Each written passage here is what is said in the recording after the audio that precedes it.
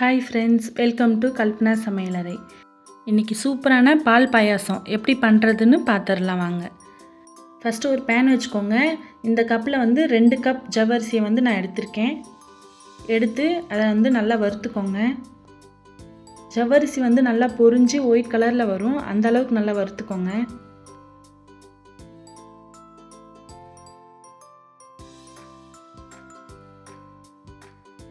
ஜவ்வரிசி நல்லா பொரியட்டும். இப்போ நல்லா பொரிஞ்சிருச்சு. இப்போ நம்ம வேறு ஒரு பிளேட்டுக்கு மாற்றிக்கலாம். இப்போ அதே பேன் வச்சுக்கோங்க. ஒரு 2 டேபிள் ஸ்பூன் அளவுக்கு நெய் விட்டுக்கோங்க. அப்புறம் ஒரு 10 முந்திரி சேர்த்துக்கோங்க. ஒரு 10 திராட்சை போல் சேர்த்துக்கோங்க. ரெண்டுத்தையுமே நெய்யில் நல்லா வதக்கிக்கோங்க. லைட்டாக ப்ரௌன் கலரில் வந்ததுக்கப்புறம் வேறு ஒரு பிளேட்டுக்கு மாற்றிக்கோங்க. திரும்ப அதே பேனில் 1 கப் பாயாசம் சேமியா எடுத்திருக்கேன். அதையும் லைட்டாக வறுத்துக்கோங்க. ஒரு 2 நிமிஷம் வறுத்தா போதும். வறுத்துட்டு அதை ஒரு பிளேட்டுக்கு மாற்றிக்கோங்க. இப்போ நான் 5 கப் தண்ணி சேர்த்துக்கிறேன்.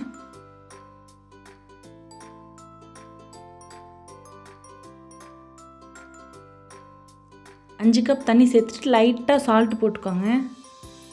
சும்மா டேஸ்ட் கொடுக்கறதுக்காக நான் சால்ட் சேர்த்துக்கிறேன். அதுக்கப்புறம் வறுத்து வச்ச ஜவ்வரிசியை சேர்த்துக்கோங்க. தண்ணி நல்லா கொதிக்கும்போது சேர்த்துக்கோங்க. இப்போ நல்லா மிக்ஸ் பண்ணி விட்டுக்கோங்க. ஜவ்வரிசி நல்லா வேகட்டும். ஒரு ½ பாயில் வெந்தால் போதும்.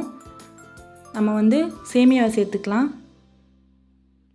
ஃபஸ்ட்டே சேர்த்துட்டிங்கன்னா குழஞ்சி போயிடும் சேமியா. அதனால் ½ பாயில் வெந்ததுக்கப்புறம் சேர்த்துக்கலாம்.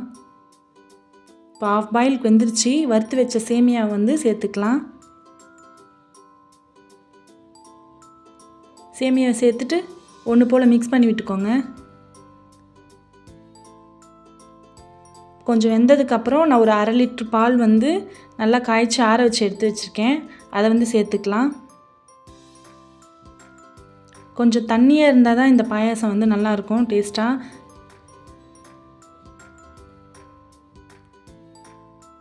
இப்போ பாருங்கள், ஜவ்வரிசி நல்லா கண்ணாடி மாதிரி இருக்குது. ஒரு 90% நல்லா வெந்துருச்சு.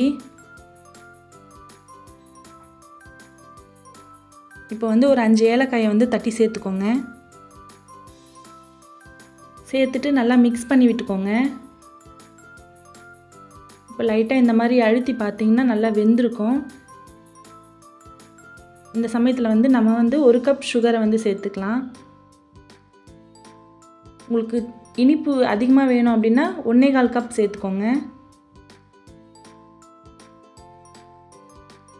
சேர்த்துட்டு மிக்ஸ் பண்ணி விட்டுக்கோங்க. அதுக்கப்புறம் வறுத்து வச்ச முந்திரி திராட்சையை சேர்த்துக்கோங்க. சேர்த்துட்டு மிக்ஸ் பண்ணி விட்டுக்கோங்க. ஒரு 2 நிமிஷத்துக்கு நல்லா கொதித்து வரட்டும். சின்ன பசங்களுக்கு இந்த மாதிரிலாம் செஞ்சு கொடுத்தீங்கன்னா நல்லா விரும்பி சாப்பிடுவாங்க. இன்னும் கொஞ்சம் ஹெல்த்தியாக வேணும் அப்படின்னா நீங்கள் ஒயிட் சுகருக்கு பதிலாக நாட்டு சக்கரை, வெல்லம் இது போல் சேர்த்துக்கோங்க. நல்லா கொதிச்சு வந்துருச்சு. இப்போ ஸ்டவ் ஆஃப் பண்ணிக்கோங்க. ஸ்டவ் ஆஃப் பண்ணிவிட்டு ஒரு பவுலுக்கு மாற்றிக்கோங்க. அவ்வளோதான், நம்மளோட சூப்பரான பால் பாயாசம் தயாராகிடுச்சு. என்னோடய வீடியோ உங்களுக்கு பிடிச்சிருக்குன்னு நினைக்கிறேன். பிடிச்சிருந்தால் மறக்காமல் சப்ஸ்கிரைப் பண்ணிக்கோங்க, லைக் பண்ணிக்கோங்க, ஷேர் பண்ணிக்கோங்க, கமெண்ட் பண்ணிக்கோங்க. பக்கத்தில் உள்ள பெல் ஐக்கானை ப்ரெஸ் பண்ணிக்கோங்க. தேங்க்ஸ் ஃபார் வாட்சிங்.